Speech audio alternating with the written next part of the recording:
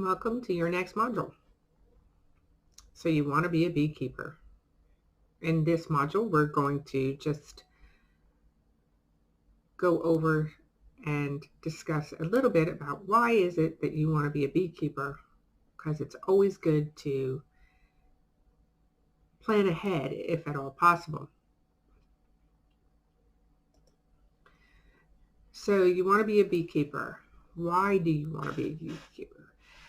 If you can kind of formulate in your mind why, it may be helpful to your long-range plans.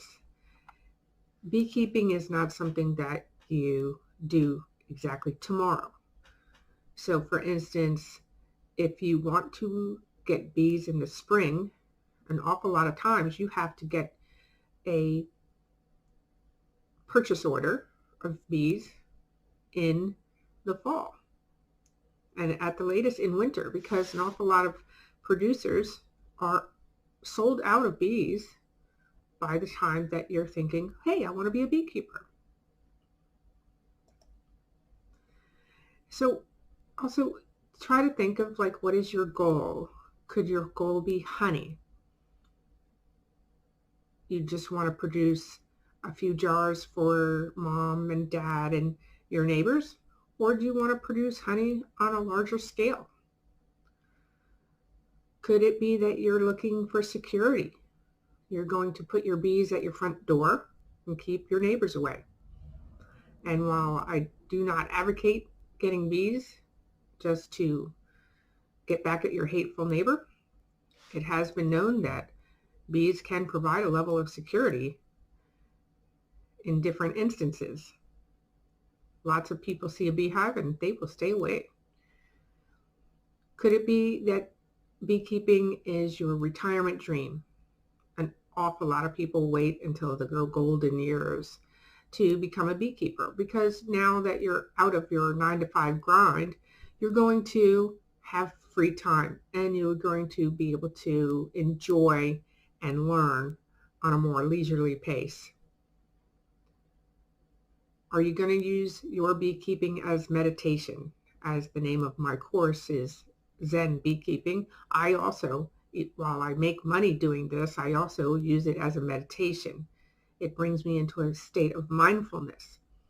A lot of people like to just go out, have their cup of tea and stare at the hive and the comings and goings. It's a brief time to get away from the trials of modernity. Pollination. Are you after pollination? Do you have a big garden? Do you have a small garden? Are you after looking to see an increase in your garden yields? These are things that you may want to consider. Beekeeping can help you push your limits, and you can have one or all of these as your reasons. There's no right or wrong in this type of questioning. It's just, can you help yourself plan where it is you're going to go?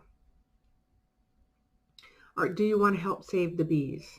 This is kind of a controversial reason to keep bees, because when you say I want to help save the bees and then you get the honeybee is not an endangered species.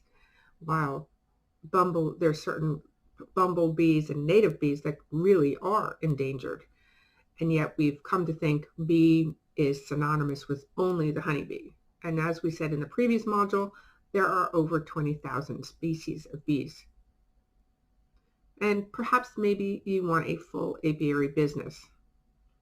And for this undertaking, you definitely will have to plan and budget yourself. So we are going to look at what some of your expectations may be and what are the reality. Because we all have dreams. It's reaching them when reality hits that the dream either fades, disappears. But if you have a grasp of your reality, your dream does not have to fade, and you can move on and reach your goal. So The expectation is being a honey millionaire. Well, are there honey millionaires? Yes. I'm certainly not one. And yet there are people that are. And what is the reality is, how many hives does that take? How much land do you need? Do you need to borrow land? Do you have to have access to how many fields? How many hives will you need? How much money will you invest? And how long does it take to get to that first million? Expectations, easy money. Reality, it's a lot of hard work. Do you want to be a honey expert? Well, how many hours of study, how many hours in the apiary does it take to be a honey expert? I by far do not consider myself an expert. I know a lot of things. I would like to consider myself an expert, and yet every time I turn around, I'm learning something new that I didn't know or didn't put the two together. Honeybees are vastly interesting, and there's so many studies on the intelligence of bees. And yet, so if you want to be a honey expert, do you need the 10,000 hour rule to get you there and then move on? There's classes for honeybee classes for master beekeepers. Each one is slightly different.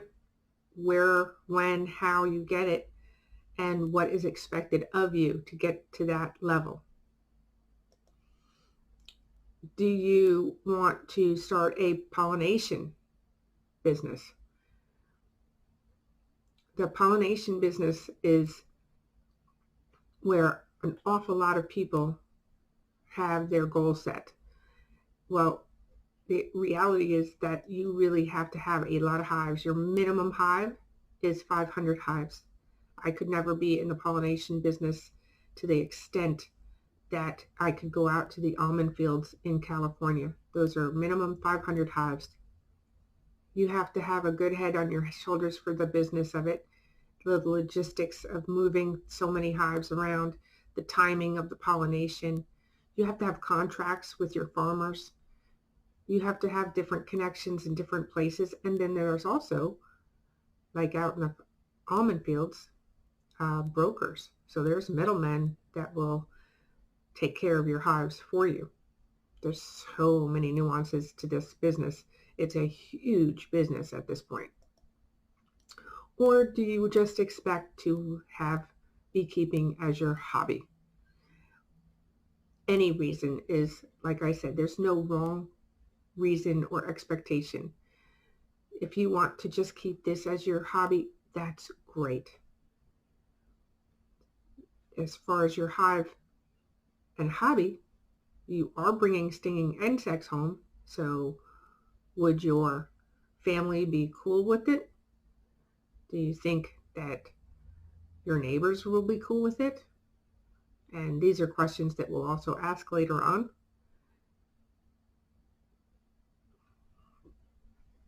But keeping bees for a hobby is just as good of an expectation as being a honey millionaire. So this will end this module. So just, it's a good thing to put down on paper what it is that your expectations are. Again, planning ahead, especially in beekeeping, can keep not only your costs down, but it can help keep your hive alive.